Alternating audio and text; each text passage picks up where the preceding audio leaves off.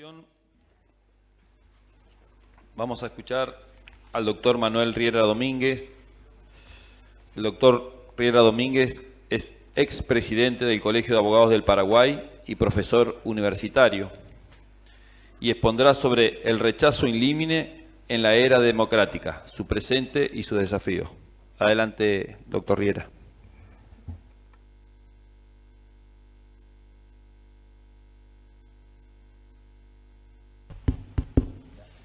Bueno, muy buenas tardes.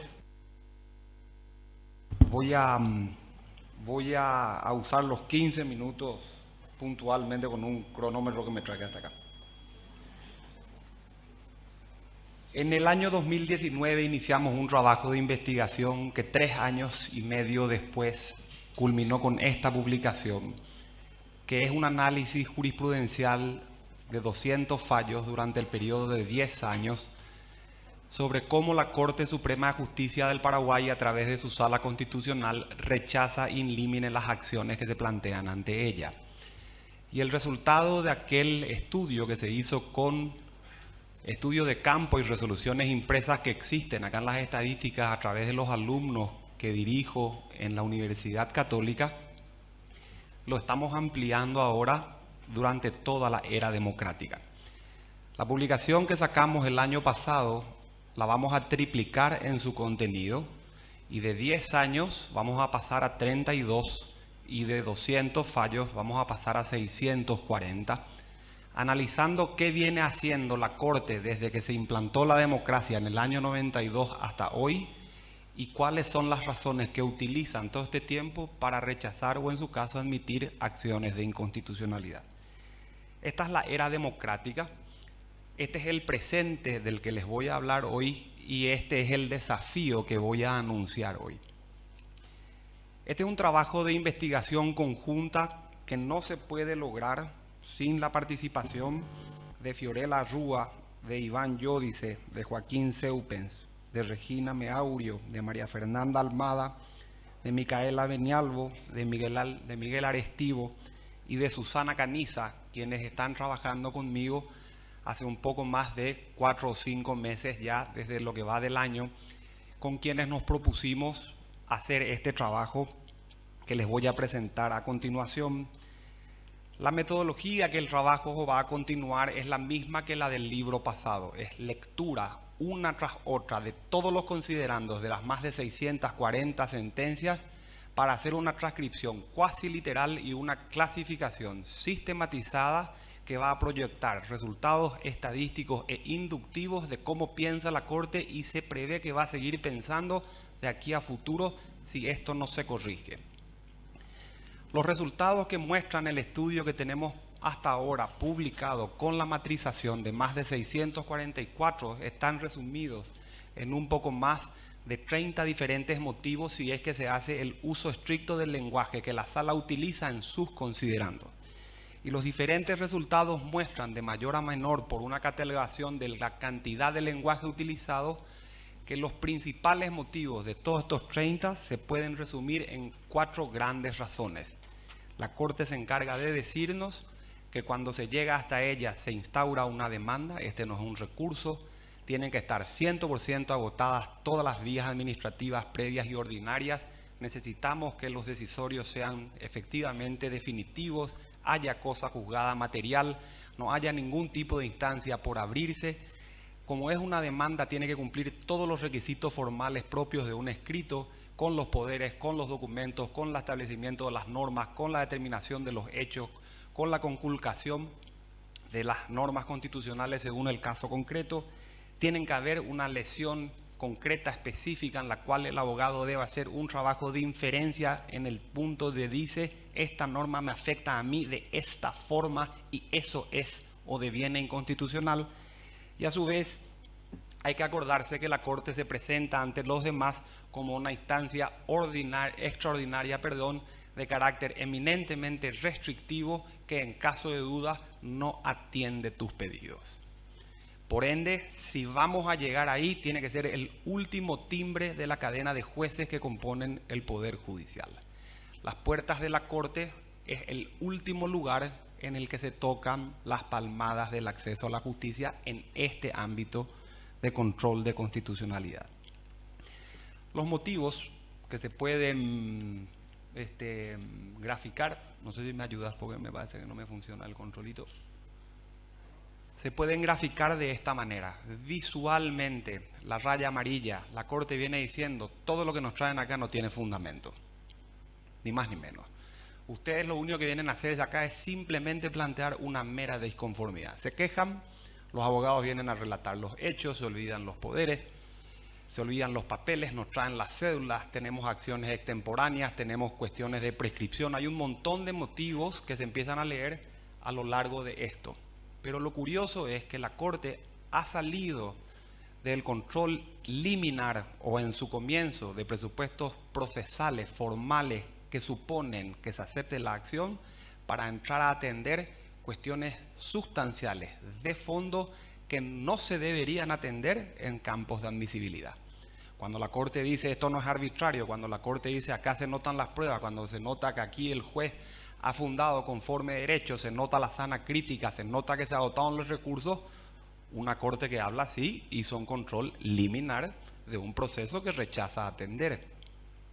Entonces hay cuestiones de forma y de fondo en estos resultados. Lo que sí encontramos además es que de estos resultados la Corte utiliza dos principales argumentos.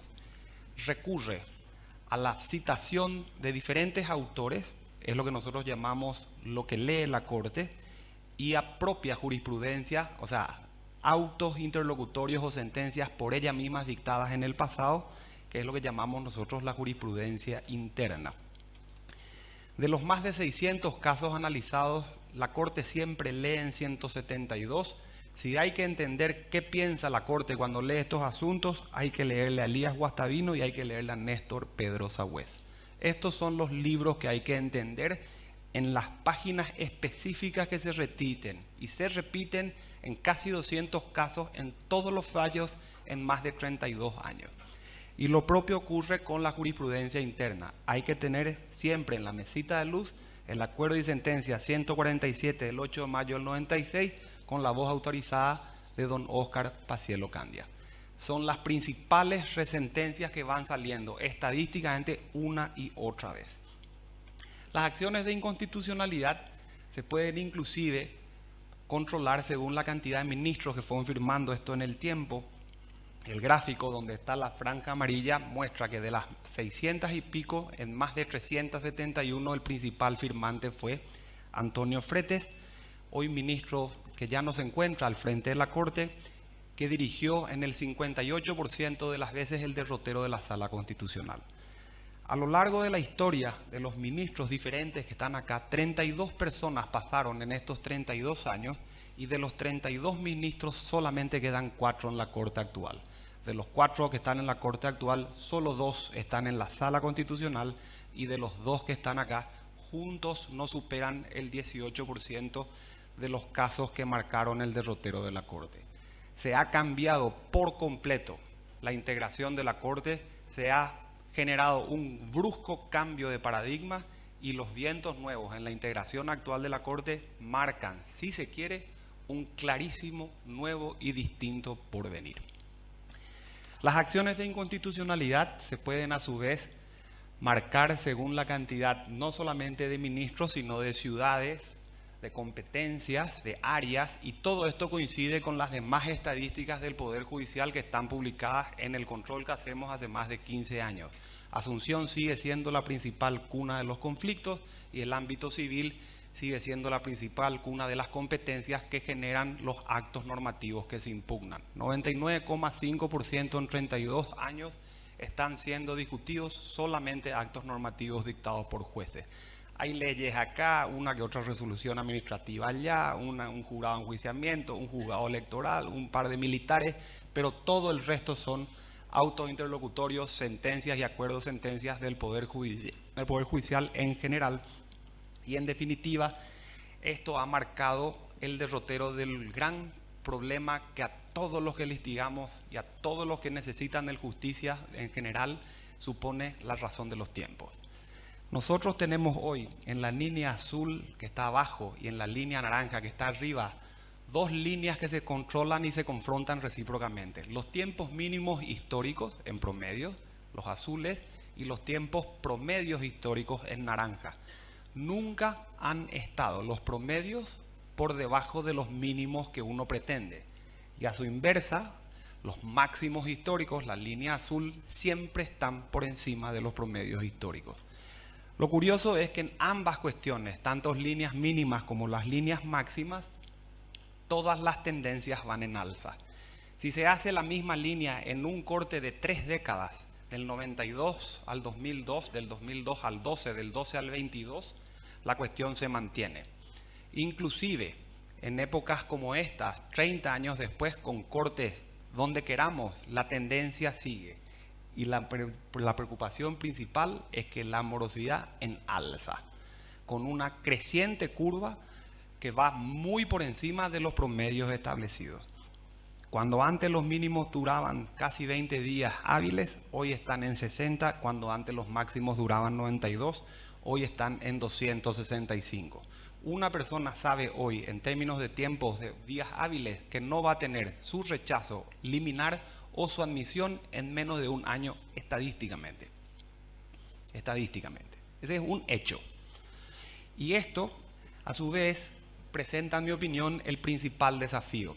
Solamente 2 momentos presentó la Sala Constitucional un informe de gestión, en el año 2019 y en el año 2020.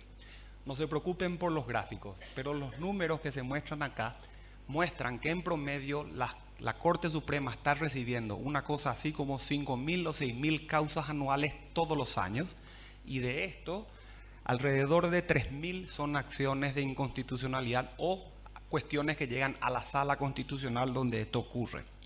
En esos informes de gestión, la Sala a su vez comunica que el rechazo in limine, que es la franja que está simplemente arriba sombreada, normalmente está rondando entre el 22% y el 36% de los casos. 1/3 de las cuestiones que llegan se rechazan liminarmente, en promedio. Y a su vez, el mismo informe de gestión menciona que las acciones que sí se tramitaron en promedio entre el 66% y el 82% se hacen lugar. Quiere decir que a ese tercio que se le rechazó llegar a la Corte tenía en promedio el 74% de tener razón. Y si esto se pone en números, que estas son las conclusiones que les traigo hoy, en promedio, este 33%, mirando en retrospectiva, supone, a razón de acciones, 1.000 por año. De 32.000 acciones que se rechazaron in limine, había la posibilidad de que 24.000 ciudadanos tengan razón, pero sus acciones no se tramitaron. Concluyo. La Corte hoy está rechazando in limine acciones por razones de forma y fondo, composición de ministros clara, pero claramente afectará el devenir de la próxima Sala Constitucional recientemente integrada.